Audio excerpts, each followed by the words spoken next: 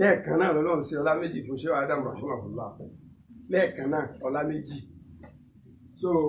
gbà tí bàbá ọba ìlú Ìlọrin ṣe tó ń pín iftar ti dùnnú là ń lọ fi ń bá gbogbo àwọn tí wọ́n yàn pé àwa ọmọ yín yàtọ̀ sí mufti awwal ọjọ́ bàtú zaman gbogbo àwọn mufti tó wà lẹ́yìn wọn èmi àtàwọn yòókù mi bẹ̀rẹ̀ lórí aṣáájú wa Akórèdé aláró gbogbo wa á lọ bá mufti sọ bá yẹn pé àwa yìí ọmọ yín ni wá gbogbo bí tẹ́ ẹ bá fẹ́ lò wá fún báṣù tẹ́ ẹ bá fẹ́ rán wa àrẹ́dì torí ààyè tẹ́ ẹ wà yìí ààyè kẹ́ ẹ mọ kọ̀ọ̀kan jáde ni wọ́n sì ṣàdúrà fún wa wọ́n gbà wá lálejò àti mufti kejì àti fún mufti kẹta Ọlọ́run kó bá kẹ́ gbogbo wọn. ṣùgbọ́n bóyá zuruf kò jẹ́ kí wọ́n ráyè ṣe iṣẹ́ yẹn bó ti tọ́ àti bó ti yẹ. nígbà tó wà á yàn tí bàbá wa Khalifatul Olori bàbá wa Mudir Hafizahullah mo rí inú kílípù wọn kan ní òde ọba lọ́dọ̀ ìmọ̀ wọn ni èmi ò fẹ́ mufti o àmọ́ mo lẹ́ni tí màá fún mo á ń wo ta ni bàbá fẹ́ fún ní mufti Adamu Yahya wọn wà fún ni àbí bàbá wa Shuaibu Agaka àbí Ibrahim Hamza àbí tani àbí níwọ̀n tó di agbẹ́rin bàbá yìí ni wọ́n yàn wàlá inú mi dùn kí ló dé tí inú mi fi dùn. Nọ́mbà 1 àwọn fún Shehu Adam. Nọ́mbà 2 bàbá yìí ní àwọn quality lára tó pọ̀. Wàláì mo ti ṣe é gbogbo yín náà ti gbọ́ lórí rẹ̀. Ó ní àwọn quality lára tó pọ̀. 1 ó ní sùúrù. 2 ó kó yàn mọ́ra. 3 Ọlọ́run sínú àrísìkí fún un. 4 òun àti bàbá wa ọba ìlú Ìlọrin bíi 5 and 6. àwọn míì náà wà tó lè fún lóòótọ́ o ṣùgbọ́n Ọlọ́run wèé ṣe ọlá rẹ̀ bákan náà tó bá fẹ́ lòmíì nínú ẹni tó jẹ́ pòfẹ́sọ̀ àbí máa àbí kinní kan gbogbo ohun tó fẹ́ máa ṣẹlẹ̀ nísìsiyìí tí Shehu Adam Yahya sọ fún mi pé yóò ṣẹlẹ̀ kò lè ṣẹlẹ̀. níbo ni ó ti rí owó kọ́ dárò ìfà. Ebo ṣe bá ọmọ yẹn tá à ń gbà a sì mọ iye àwọn èèyàn tó wà lẹ́gbẹ̀ẹ́ wa ebo ni ó ti rí owó kọ́ dárò liftai ebo ni ó ti sa àwọn èèyàn jọ bàbá ìtọ́ba ní Kàdíríyà ni ó wà lẹ́gbẹ̀ẹ́ rẹ̀ ọba ní Tìjàníyà ni ó wà lẹ́gbẹ̀ẹ́ rẹ̀ bọ́ọ̀bá láwọn àfa gárígájíà inú ilé náà ni ó wà lẹ́gbẹ̀ẹ́ rẹ̀ bọ́ọ̀bá ní Sàràútà lọ́dọ̀ àwọn ọba náà ni ó wà lẹ́gbẹ̀ẹ́ rẹ̀ bọ́ọ̀bá ní ti Sàràkí àti gbogbo wọn náà ni abẹ́rẹ́ ni gbogbo wọn wà. So kí là ní papọ̀ pẹ̀lú rẹ̀ sí èmi o Abdulrahman al-Imam èmi ó ṣe tààwùnù pẹ̀lú rẹ̀. Wallahi lazim ní ṣe tààwùnù pẹ̀lú rẹ̀ ìwọ ní ṣe tààwùnù pẹ̀lú rẹ̀ àwọn ọmọ ìyá tiwa náà sẹ́wọ̀n Professor Kakuri ti di ẹlòmíì ni mo ti di kèfèrí ẹlòmíì ni mo ti di munafia ẹlòmíì ni mo ti di òṣòrùkọ tó ń pè mí tán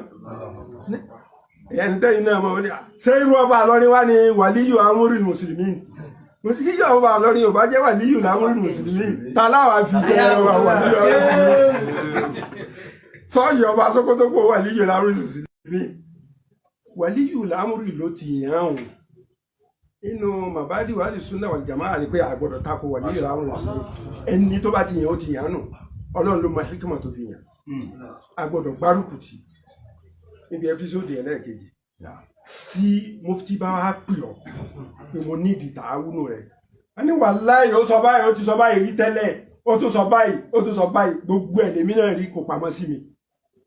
àmọ́ sí wọ́n lọ́nà ni ọ̀ ìsọ náà Rabbuna Ghafurur Rahim. Ipò sì máa ń change ẹlòmíì. Ẹ̀rí tí mo sọ nínú kẹ́lẹ́ pé tọ́ bàbá mufti ẹ ti di mufti nísìnyí o. Àwọn tí wọ́n lẹ̀ ń sọ tẹ́lẹ̀ àwọn olólùfẹ́ yín bá yín gbà sí Shatohatun Sufiyya torí ẹ ti jẹ ntáwò jẹ ẹ sì ti mu ntáwò mu ẹ sì ti rí ntáwò rí sọ ní tí gbogbo wa jọ wá jẹ ní kẹ́ ẹ máa sọ ń sìn. ntí gbogbo wa jọ mu ntí gbogbo wa jọ mu oníkẹ́ mọ̀ sọ́nsì oní al-haqiqatu ash-shar'iyya al-mu'ayyada bil-kitabi wa sunnati as-sahiha ntẹ́ mọ̀ sọ fún wa ní sínú àmọ́ ìtẹ́ ń sọ tẹ́lẹ̀ èmi ò bí dànù ẹ ti rí ntàwọ̀ rí àwọn àyọkù ní kí ló dé bẹ́ẹ̀ wọ́n ní ẹni tí làlá wàṣádù faraha ọdún kan tó kó gi tó kó gbogbo kí ni rẹ̀ lábẹ́ igi tó ní wallahi ana rabbuka wa anta abdi kúfùrù wo ló tó tó yìí kí lànà bí wí laqad akhta'a min shiddatil farah min shiddatil farah inú rẹ̀ dùn kọjá àlà ni bẹ́ẹ̀ náà làwọn ọmọ ìyá onítẹ̀sùbá míì tó bá dúró déédéé òmíì tó bá dúró déédéé ọlọ́run lè fi nǹkan hàn tí ó wà sọ nǹkan míì àwọn oníṣẹ̀rí ò wá sọ pé kò bá ṣẹ̀rí àmì o lẹ́ni sóhun sọ bẹ́ẹ̀ ni asàbùlà ẹja mọ̀ bá nǹkan míì lọ àmọ́kọ̀ wá dúró kankan ti ṣé wà límì lóde yìí ti ṣé wà dámọ̀ lóde yìí gbogbo wa sì gbọdọ̀ gbárùkù tì kò ní ṣubú láíláí ọba náà mọ ẹni tó yẹ kóun fún nínú àwọn ọ̀dọ́ èyí tó ti lò sẹ́yìn yóò tó lo èyí tó jù bẹ́ẹ̀. àwọn aṣọ fún ṣé Adam Yahya mo ní tẹ́ ń ṣe yìí tó sì gbárùkù tì yìí mọ́jì ó jẹ́ ọ̀rọ̀ àwọn ọ̀gá wa lárúbáwá amọ̀rọ̀ sọ àmọ́káwá ṣe tẹ̀m̀fúsì rẹ̀ yóò pẹ́ bàbá wọn bá lù lọrin ọlọ́run fún lẹ́mí gígùn àtàlàáfíà kí gbogbo nǹkan ó ṣeé ṣe lójú rẹ̀ ọlọ́run fún wọn lẹ́mí gígùn kí gbogbo nǹkan ó ṣeé ṣe lójú wọn ló dáa kí Daaru Fitayu máa bà kó máa bẹ àwọn tẹ́yàn sí ọ́fíìsì kó máa bẹ gbogbo àwọn tẹ́yàn kó máa àwọn báṣù kó máa lọ. Imran Eleha hafidhahullah ó sọ̀rọ̀ kan níwájú ilé bàbá wa Àgbárígìdómọ̀ ló ti sọ tí Daaru Fitayu bá wà ìwọ Tìjàníyà lọ sí báṣù wa Kọdìríyà lọ sí báṣù wa èyí tẹ́ ń pè yára ní alùsùnà ẹ lọ sí báṣù wa wàláhì ànímúnà tíjà kan jáde àfi àkíkọ́ ìyẹn tó bá jẹ́ pé à ń lùmọ̀ sọ́dí á lo tíra náà nínú tíra tí mo ti rí ni tíra ò sì ní sọ̀sọ́kúsọ àwọn afáàtà ń tu là ń ṣèṣekúṣe ẹ̀mí yín ó gùn ẹ̀rẹ̀ mi lò ó bìtọ́nẹ́tà sọ́ọ́lìhà ọlọ́run fi ṣèkẹ́ yín al-ikhlas àti mùtábà ọlọ́run ràzákà yín ọlọ́run wà á fún àwa náà tá a fi tẹ̀lé yín kéèta kéèrò kò pọ̀ lọ́dọ̀ àwọn ẹlòmíì ọ̀dọ̀ àwọn àfáà ló pọ̀ sí kéèta kéèrò alhassad ọ̀dọ̀ àwọn àfáà ló pọ̀ sí àwọn àfáà ó lè súnmọ́ lọ́wọ́ lè súnmọ́ àwọn alhassadu ọ̀dọ̀ àwọn àfáà ló pọ̀ sí ọlọ́run kó sọ wa mọ́jà tara yín sẹ́ lọ́run ọlọ́run mọ́jà tara yín sẹ́ lọ́run ẹni tí bàbá wọn bá lù lọrin rí lára yín tó fi yẹn yín ọlọ́run ò ní jẹ́ wọn sàbámọ̀ láíláí wọn ò ní sàbámọ̀ àwa náà táwa náà wí tá a fi sọpọ́ọ̀tì tá a fi ń ṣe ìkànnẹ́wò àwọn èèyàn ọlọ́run ò ní já wa náà sọpọ́ọ̀tì ọlọ́run ò ní já wa náà kò ní já wa ń tàn mọ́ àwọn kò sí jánìbù tí ò sí mùtàtọ́rìfù àbí ẹja pé ní mutahamis Kàkúrí ẹ̀yìn náà gbọ́ pé kìí ṣe agbẹnusọ alùsùnà wal jamaa tó bá jíjọ́ wájú tó bá tó ń sọ àwọn ọ̀rọ̀ tó ń sọ nǹkan ìwọ kọ́kọ́ ṣe ìdáwò tààwùnù pẹ̀lú rẹ̀ náà kọ́ ní bá mú rí bọ́ lọ́dọ̀ ọlọ́run bá kọ́ má bàa ṣe kẹ́tùmọ̀lẹ̀ olóhùn ní tí bàbá wọn bá lù lọrin rí lára rẹ̀ náà nù ọlọ́run níjó kò lára gbogbo bẹ́ẹ̀ sí wa náà bẹ́ẹ̀ ṣe wá náà máa là iná àádá làrílùkù náà ni máa là gbogbo àwọn tẹ́ tó ń kó lọ Káírò láàrí nígbà tẹ́ tó ń kọ́ àwọn èèyàn lọ àwọn ìtẹ́ tó wá kó lọ nísìn àwọn jahabiza al-ulama wal-farafisa ọlọ́run níjó tán bẹ́ẹ̀ bàbá ọlọ́run níjó tán bẹ́ẹ̀ ẹ ti di bàbá wa nísìn o ẹ ti di bàbá wa nísìn tó tẹ̀ jágbá búrò wa ní àmọ́ ẹ ti di bàbá wa nísìn bẹ́ẹ̀ bá ń bọ̀ gbogbo owó dìde ni bẹ́ẹ̀ bá ń bọ̀ gbogbo owó ṣe ṣéwù ó ti dọ̀ràn èèyàn ó ti dọ̀ràn èèyàn so gbogbo ń tá a bá ní àpàtì sẹ́gbẹ̀ẹ́ kan kí ṣé ó lè bá a lọ kí Ìlọrin náà bá a jẹ kúdùwà fún gbogbo ilẹ̀ Yorùbá fún gbogbo ilẹ̀ Yorùbá nígbà tí Daaru Fitayu wà tí fàtàwà ń jáde tí gbogbo pílánì tí ṣé wà Adam Yahya sọ tó ń jáde Ìlọrin ti di kúdùá kódà ìrùpá àwọn Haúsá gan tó ti ní Fọdílátù Sheikh Ibrahim sọ́ọ̀lì àfáà ni àwa náà ti gbà láàfáà ìrò pé wọ́n ti ní irú pílánì tí Mufti ní torí ẹ̀ ni mo fi máa ń dààmú rẹ̀ gbogbo gbà àní ẹ̀ tètè ṣe kínní yìí ó ní prof ẹ̀ ní sùúrù gbogbo ẹ̀ láṣẹ wọ́n rẹ̀ adáwọ̀ yà ẹgbẹ́ àní ẹ̀ ní sùúrù gbogbo ẹ̀ láṣẹ Ọlọ́run yẹ ṣe o Ọlọ́run níjó wà ní ìwé lásán Ọlọ́run wà á fi kọ́ dáadáa hasanatu lẹ̀ fún ìlà yawmil qiyamah ọlá títóbi rẹ̀ ọlá àjọkan ṣoṣo rẹ̀ Ọlọ́run bá wa kẹ́ṣẹ́ Adam rahimahullah àwọn Ọlọ́run fi ṣe ọ̀gẹ́gẹ́ kínní khalifa wọn Ọlọ́run dákun bá wa mú wọn dúró èmi gígùn àtàláfíà Sheikh Habibullah Adamu ìyàmí lórí Ọlọ́run dákun bá wa mú wọn dúró fún ọlẹ́yìn gígùn àtàláfíà ọlá títóbi rẹ̀ ọlá àjọkan ṣoṣo rẹ̀ Ọlọ́run ní fi àbùkù kàn wọ́n Ọlọ́run ní fàbùkù kan Markaz èmi pẹ̀lú wọn lè má sí péjì kan náà o èmi pẹ̀lú bàbá wa Mudir a lè má sí péjì kan náà àmọ́ ọkàn mi pẹ̀lú wọn wàláhì ọkàn ibì kan náà ló wà àmọ́ a lè má sí péjì kan náà níbi ilmul haqiqa níbi báṣù tó yé mi bàbá ẹ sọ báyìí èmi ò ìfaramọ́ ẹ má bínú àmọ́ tó wá dùn mọ́ mi jù nínú tíṣe wà bíbù ṣe tó dùn mọ́ mi jù ní nǹkan bí àwẹ̀ tó kọjá yìí wọ́n ní èèyàn sọ pé kẹ́nìkan kan gba tèmi o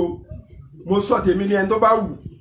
kó nù sọ tiẹ̀ wàláhì mo sì ṣàdúrà fún wọn ṣàdúrà fún wọn náà tẹ́lẹ̀ o hādhā baynī wa bayna Allah àtijọ́ náà ni èpè fún Kàkúrì ló ti rọlẹ̀ èpè fún Kàkúrì Professor Kàkúrì ló ti lọlẹ̀ torí pé gbogbo wa ti gba ààyè yẹn àtèmi tí ń sọ̀rọ̀ yìí pé Qiblatul Islam wal Muslimin bí mo sì ti kọ́ sínú báṣù mi náà nù àti Dalilu Sharif tí mo pọ́n káàkiri àlè torí pé Aziari ṣe mistake kan káwa máa wó Aziari àmọ́ iye alfusana khidma Aziari náà àlè sọ pé kí ni mistake kan jáde Markaz ká máa wá wó sọ́rọ̀ ìwọ̀n Markaz àfiọlá fún ṣé wàá dà mọ́ àfiọlá fún màkánà yẹn ni mo kí fún tèmi lò kí hátọ̀ ògùn bá jáde Markaz àlè máa torí ẹ̀wẹ́ as-Sarhul Ilmiyyil Kabir bàbá ṣiṣẹ́ 1000 years kalẹ̀ gbogbo tíra àti báṣu àti bí tí n bá lọ ní fil alam al-Mujaddid al-Akbar li Gharb Afrika orúkọ tèmi máa ń pèsè wà dámánu àrí pé àrí hátọ̀ kan lọ́dọ̀ tiwa táwa kọ́ sí hátọ̀ kàmọ́ awó Markaz kàmọ́ awó khalifa ní owó khalifa àmọ́ a ṣe àtúnṣe rẹ̀ a ṣe àtúnṣe ìtawà bìlífù yìí pé nínú ìtawà rí nínú tíra nínú àdísì Sahih Bukhari rahimahullah àti kutubu sunna ìtawà rí nù àmọ́ bàbá wa Mudir ẹ̀mí gígùn àlàáfíà Ọlọ́run bá ṣe fún mi wàláhì làzim ẹ̀mí gígùn àlàáfíà ìmúdúró Ọlọ́run bá ṣe fún wọn Ọlọ́run ní gbé wọn ṣubú kò ní gbé àwa náà ṣubú so mọ́kífù tèmi nù وهذا الذي أدين الله سبحانه وتعالى به mo sọ fún àwọn bàbá wa gbogbo àwọn professor tó ń jẹ́ bàbá wa sọ́jú fún wa ní Markaz oníṣẹ́ rí mọ́kífù tẹ́yìn mú èmi ò lè mú láíláí àmọ́ mọ́kífù tèmi ní jara ṣàṣíyà khalifa mi láíláí kí wọ́n jara ṣàṣíyà rẹ̀ láíláí àmọ́ mi tọ́lọ̀ fi èmi wàláhì ń sọ tẹ́yìn bàbá bá ní mọ́ sọ ń sọ bí adabin وتؤدى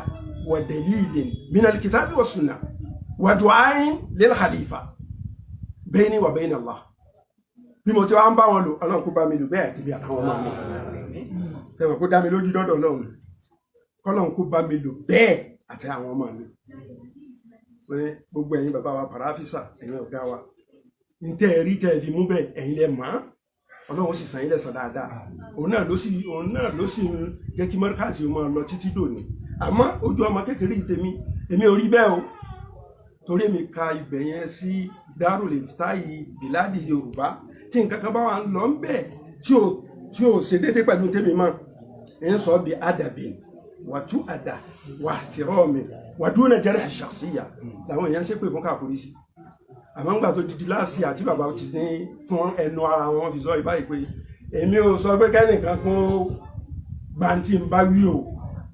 tí n bá wí ẹlòmíì náà lè sọ lé inú mi dùn fún statement yẹn so Ọlọ́run kó bá ẹ̀mí gígùn àtàláfíà kó bá ṣe fún Mudir wàláhì làzim tí Mudir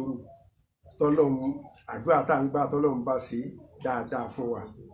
wọ́n sọ̀rọ̀ kan gbà tán wá tó ṣe iṣẹ́ òyáyá àwọn ọmọ yẹn ò farabalẹ̀ ní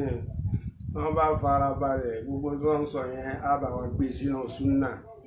Ọlọ́run dákọjá farabalẹ̀. àbíjọ náà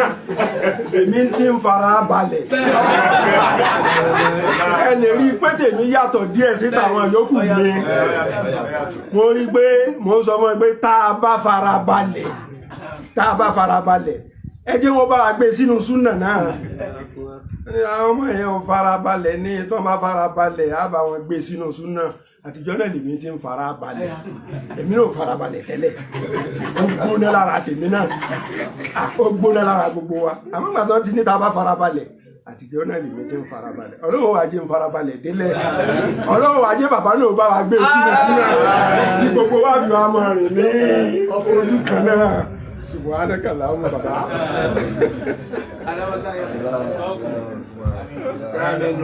Ayakumullah. Baba mi ọ̀gá mi.